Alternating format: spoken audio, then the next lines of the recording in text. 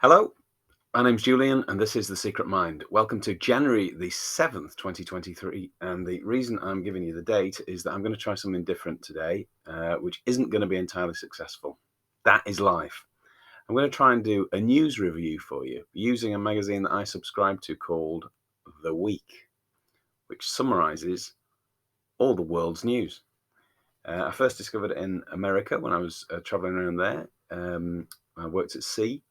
And it was an American version, so I was very pleased when I found there was a UK version I totally wasn't aware of.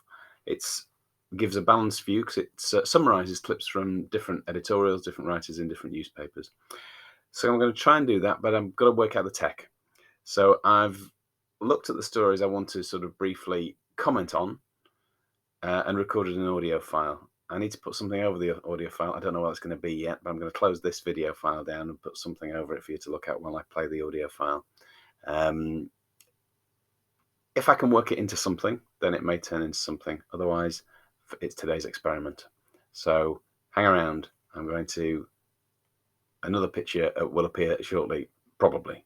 But definitely some sound will, almost certainly. So that's, something. Of course, the NHS crisis paves the way. The scenes could come from a Victorian novel, said the Daily Mirror. You'd have thought that having grown up with a GP father and a pharmacist mother, that the Prime Minister would grasp the gravity of the situation. The inadequacy of measures such as the £500 million winter fund to facilitate hospital discharges is painfully obvious. For the first time in my lifetime, says Tom Peck in The Independent, Britons are living in fear of needing medical assistance. They think they might be better off seeking medical help via Dr. Google. Google's pretty good, but it's not brilliant. Or asking knowledgeable friends rather than getting to the NHS. It represents a dramatic shift in our way of life. Then there's the usual pleas for privatisation from the Telegraph. And the Health Secretary, Steve Barclay, reportedly admitted that he wouldn't even, quote, know what to do with more cash if he got it, unquote. I imagine he'd give it to his mates, as usual. Next up, the Ukraine war with Russia. Zelensky reasserting his readiness to fight. Until recently, Russia could launch drone and rocket strikes on Ukrainian cities and infrastructure almost with impunity, said The Independent. No longer. Now those missiles are shot down, sometimes with a 100% hit rate. That's what happens. Once you start targeting these things, you might hit 1 in 3, then you hit 1 in 2, then you get good at it when you're doing every day. That's practice making perfect. It's muddy and wintry, so neither side has been making much progress. Hundreds of thousands, according to Richard Kemp in the Daily Telegraph, hundreds of thousands of men have now fled Russia to avoid conscription. The real success is shooting down Russia's Iranian-made drones, but the drones only cost 20 grand a piece, while firing a surface-to-air missile to take one out costs up to $500,000. So that is not much of an economy. As long as Western support doesn't dry up, Russia will struggle to make gains, meaning Putin may have to accept peace talks in 2023. And what's happened to the sperm banks, I hear you cry? Well, the latest perk offered to Russian conscripts, is having their sperm frozen and stored at a cryobank free of charge. It follows increased demand for sperm banks by men who fear dying on the battlefield. Well, that is a sign of the times. Next up, there's an editorial about artificial intelligence, AI. This is coming. It's already here. There doesn't seem to be much to laugh about as we enter 2023. To add to the gloomy forecast, there's a horrible and growing sense that scientific progress, artificial intelligence in particular, will displace humanity rather than enhance it. In November, a sophisticated chatbot, ChatGPT, was launched that can write essays and poems better than many students. Then there's the AI-assisted app Lensa, written about in The Guardian this week, that can outdo most artists in the pictures it creates. A team of scientists is even trying to develop a robot that can laugh at jokes in the right way at the right time and possibly make jokes itself. But on the bright side, once you analyse the nature of a good joke, you start to see that our fears of being displaced are much exaggerated. In the Times this week, for example, Nigel Farndale recalls how, at a recent lunch party, Nice life for Nigel Farndale. He was struggling to come up with the name of the giant sea snail he and his wife had once eaten in the Caribbean. What was that gross thing we had on our honeymoon? He asks her. Sex, she replies. Like all fine jokes, it contains an element of cruelty, directed at the joke teller in this case, highlighting the disparity between how people like to think of themselves and how others see them. That is to say, it depends on self-awareness. And without meaning to be cruel, that self-awareness is not a conspicuous feature of the duff interactions between the boffins and their jokey robot. You have to be human to be funny. Happy New Year. From Jeremy O'Grady, who I'm afraid is totally missing the point. That is exactly the sort of joke that an artificial intelligence could make. Just by putting sex as a punchline to most jokes. You could then put them on Twitter and see who votes them up or down. So I googled Jeremy O'Grady. He looks an affable enough chap, although he was on the British Board of Film Censors. So I think I should reserve judgment. But he's 70 years old. I'm afraid, Jeremy, artificial intelligence is coming for your jokes as well. Next up is China's COVID disaster. They had a zero COVID policy, remember, which was chaotic, leaving its population with neither natural immunity or effective vaccination, and then they used inferior Chinese vaccines. Leaked official figures suggest 250 million people were infected in the first 20 days of December, including half the population of Beijing. Have you seen hell? Asked one Chinese resident on Twitter, referring to a frantic scene in a hospital corridor. But moving overnight from the world's strictest disease control regime to one of the loosest was a disaster. The world is nervous. They're worried about new variants coming out as it's a perfect breeding ground. But the flip side is that the danger of a new variant may be exaggerated, said Tom Whipple in the Times, because the Chinese population has low immunity and the virus has little incentive to mutate. So once it's worked its way through China, that could mark the end of the pandemic. Let's hope so. Another AI story for teachers and lecturers who said that they were braced for an epidemic of plagiarism thanks to the release last month of a new AI-based text generator. That's ChatGPT again. It's so good at producing human-sounding answers to essay questions that its US developers are finding a way to watermark its output. As well as helping students cheat, they think it could be used by hostile states to spread propaganda online without the need for troll farms. Farms for trolls. Extinction Rebellion have decided to behave themselves. They're stopping all their disruption antics, prioritising, here's a good bit of alliteration, attendance over arrest and relationships over roadblocks. However, other eco-activists such as Just Stop Oil have vowed to step up their direct actions, so there's no shortage of idiots. That is a relief.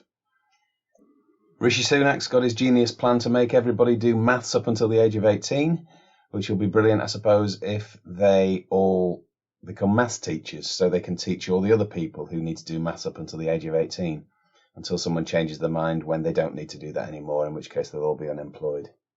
Absolute genius. Europe now, and there's no snow in France, and Switzerland has given up in parts on the ski season and opened up their summer biking trails in January. Watch your cruciates, people of a certain age. Watch your cruciate ligaments. News from Zagreb. This is why I like this magazine, because it tells me things I totally missed in the news. Croatia ditched its currency, which was the kuna, K-U-N-A, last weekend, as it became the 20th country to adopt the euro. And it also joined the Schengen area, the bloc of 26 European nations that have done away with border checks. The Schengen area, that would boost its tourism. Croatia declared its independence from Yugoslavia in 1991 and joined the European Union in 2013, the most recent country to do so. That is the sort of stuff you can put to work in quizzes. News from New York. A congressman lies. A political congressman-elect is being investigated by prosecutors for lying on his CV. George Santos, who won New York's 3rd congressional district in November's midterms, falsely claimed to have graduated from New York's Baruch College and to have worked for Goldman Sachs. The 34-year-old described himself as a Latino Jew, though he was baptized Catholic. I said I was Jewish, he explained, with a hyphen between Jew and ish. Okay. Wouldn't have been that difficult to find out. Amazing that they don't do their due diligence. TikTok ban. The US government has banned the video sharing app TikTok from being used on federal devices. Federal employees have been told they must delete the app within 2 months. Gosh, I hope they've got enough time. In Brazil, quiz question territory. New president sworn in on New Year's Day 2023. Luiz Inácio Lula da Silva. Not that new. He's sworn in for a third term. 77 years old. He was president between 2003 to 2010 before he was jailed for corruption from 2018 to 2019. And he drove to the inauguration in a 1952 Rolls-Royce Silver Wraith. Well, British engineering at its best. His predecessor didn't bother handing over the sash because he'd flown to the US. Jerusalem. Benjamin Netanyahu returned to power last week for an unprecedented 6th term as Israel's PM, and he's had to join with ultra-nationalist and ultra-orthodox parties to form a government, and now leads the most hardline cabinet in Israel's history. Myanmar, former leader Aung San Suu Kyi is being sentenced to another 7 years in prison, this time for alleged corruption. The overall jail time she now faces is 33 years. She's 77-year-old, Nobel Peace Laureate, and her rights groups dismiss her charges as farcical. North Korea, Kim Jong-un has marked the new year by setting out plans for an exponential increase in their nuclear weapons. A more powerful intercontinental ballistic missile, and it now claims it's capable of striking anywhere in the US, anywhere in the United States. Last week it test-fired something which Kim said could carry nuclear warheads to anywhere in South Korea. Keep your fingers crossed, everybody. What's happening in Tokyo? Tokyo is the world's biggest metropolis, home to 35 million people, 28% of Japan's population. They're trying to give more cash incentives, another $6,000 to get people out of the overcrowded city and revitalise regions with ageing and shrinking populations. Didn't work before, so they've upped the fee a bit. Let's see if it works this time. In Taiwan, the President Tsai, has extended compulsory military service for young men from 4 months to 12 as she seeks to put the island on a war footing to counter the growing threat of invasion from China. And a reminder of what's going on in Afghanistan as the Taliban return it to what they're calling Stone Age Islamism. On the 20th of December, that'll be 2022, the Islamist regime announced that women will be barred from attending universities. Taliban officials say the ban is necessary to prevent the mixing of genders in universities. Complete gender segregation is the recipe for a truly Islamic system, according to the Taliban leaders. But how can women be cared for by female doctors if no women are allowed to take medical degrees? Child marriages are rife. Women's suicide rates are on the rise. Some girls are bravely attending secret classes to continue their education. But how can they prosper? The Taliban doesn't seem to care. And what does the West do? Well, they may be on their way to Stone Age Islamism, but the West can't respond by cutting humanitarian aid, as some suggest, because it will be a disaster in a country where most people go hungry, and up to 97% could be living below the poverty line. However appalling the Taliban's war on women is, according to Der Tagesspiegel, Berlin newspaper, the West owes it to the worst affected to keep the aid flowing. Now this is one to keep an eye on. Africa. Story from Kenya. President Biden has promised them a free trade deal, $55 billion in investments over the next 3 years, and support for an African Union seat on the G20. This is from the Daily Nation in Nairobi newspaper.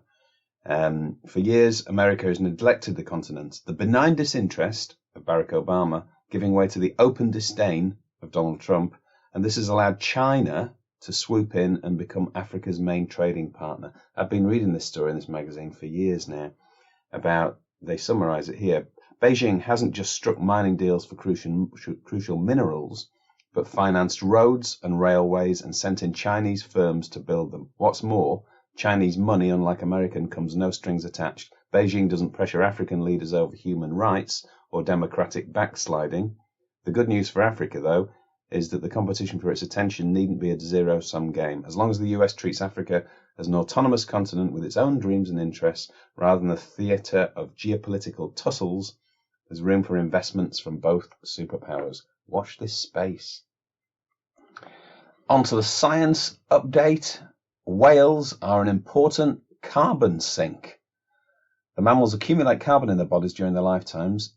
They live for up to 100 years, making them one of the largest stable carbon pools. They can sequester 30 tons of CO2 a year. A tree sequesters 22 kilograms. So, save the whale.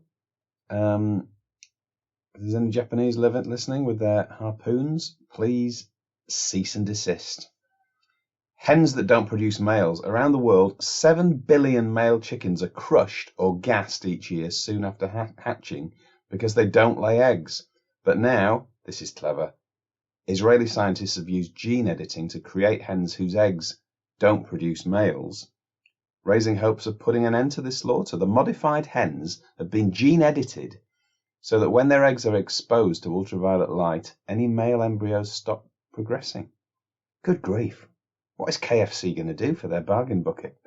In some EU countries, the practice of slaughtering males shortly after birth has been banned, but in the UK, around 29 million male chicks are culled each year. Wow.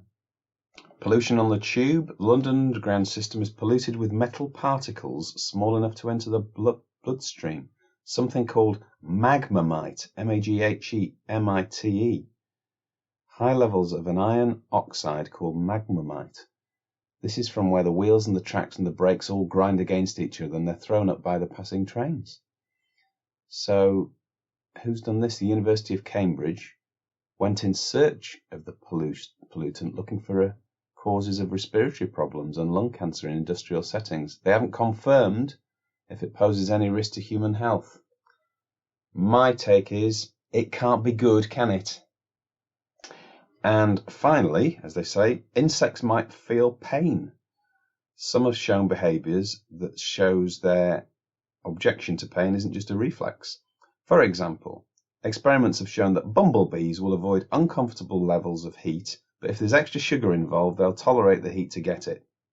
Well, there's a life lesson there. And the tobacco hornworm uses mitigation behaviours after being wounded, such as grooming. There we go. I used to have an ex-girlfriend who did the same thing. Every time she was upset, she went and had her hair and nails done. It works.